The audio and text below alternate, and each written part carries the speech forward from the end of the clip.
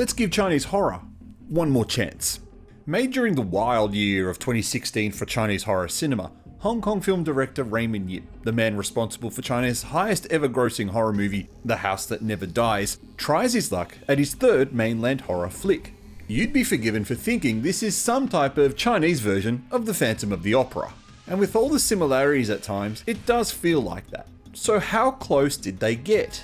Hi, I'm the Arty Dans from We Love Asian Horror, and I welcome you to this video, where we will take a look at the 2016 Chinese horror film, Phantom of the Theatre.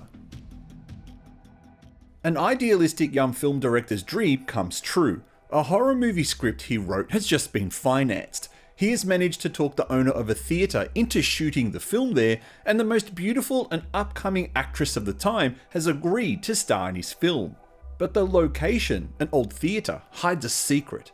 Rumoured to be full of ghosts after the death of an acrobatics troupe 13 years prior, the lead actor and film producer are suddenly and mysteriously killed, their insides burnt for reasons that defy human logic. As the director assumes the lead actor role and strives to finish his masterpiece, the well-being of his lead actress deteriorates, and a series of shocking truths about her and the theatre are revealed.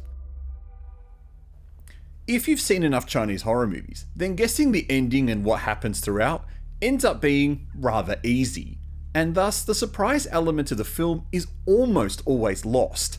And that happens with this film, but the problem is that everything is revealed at the halfway mark, leaving whatever surprises the film has left to feel rather hollow by the end.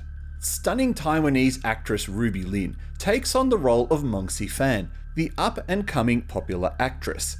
As always, Ruby's terrific in the lead role, and she is certainly a favourite of director Raymond Yip, who cast her in the lead role of his two previously mentioned horror flicks. Listings of this film, such as on TMDB or Douban, unfortunately give away a rather vital, important plot element of the film when they list her as having a triple role. Her first role is as the actress Meng Si-fan. Her second is of the older sister Kong Jin from the acrobatics troupe, shown only in flashback form. And the third is the fact her real name is Kong Lang, the only surviving member of the fire that killed the troupe, where she plays the adult version of the character, who is played by Chinese screen darling Zifeng Zhang, who appears in only 4 small scenes in the film. And this is where part of the movie starts to make no sense. By using Ruby Lin to play both roles of the sisters, it becomes a rather obvious discussion point for the audience to ask, why can't the characters recognize her? And I say this because, as the big reveal at the halfway point tells us, the director and his warlord father, played by well-known Hong Kong actor Simon Yam, would definitely have grounds to recognize who she actually is in the film, especially his father. The illogical storylines continue though, especially after the secret of the theatre is uncovered. Making a horror film in China is not easy, and the fact that there is a line in the movie that actually references this shows that the director was hoping to prepare the audience for the inevitable letdown. Thankfully, he has softened that blow by actually making a movie that's visually appealing to look at. Colours are used with great effect in the film. Every scene feels colourful and full of life, except for the morgue scenes, which are interesting enough as they are. The bright lights of the city streets and the hustle and bustle of a crowded hawker market translate well to the big screen thanks to Yip's sharp eye and attention to details. It is certainly an interesting career that he can boast. He started as an assistant director in the much-loved 1993 film New Kung Fu Cult Master, and ended up adding the much-hated Iceman 2 movie with Donnie Yen from 2018 to his filmography.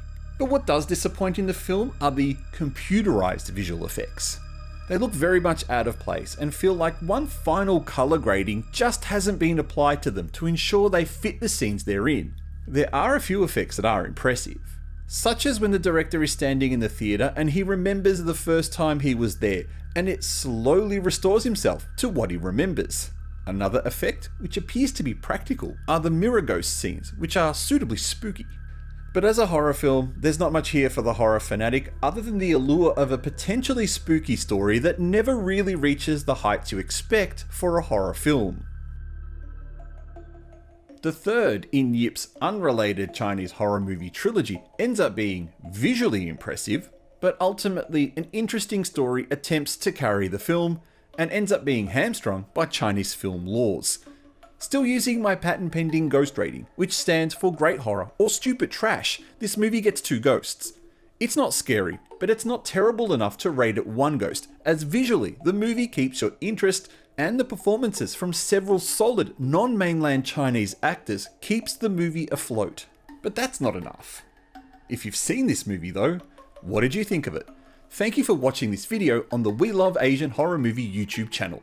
Please press the like button if you enjoyed it, subscribe for more Asian horror movie related videos, and check out another video by clicking on one of the links on the screen.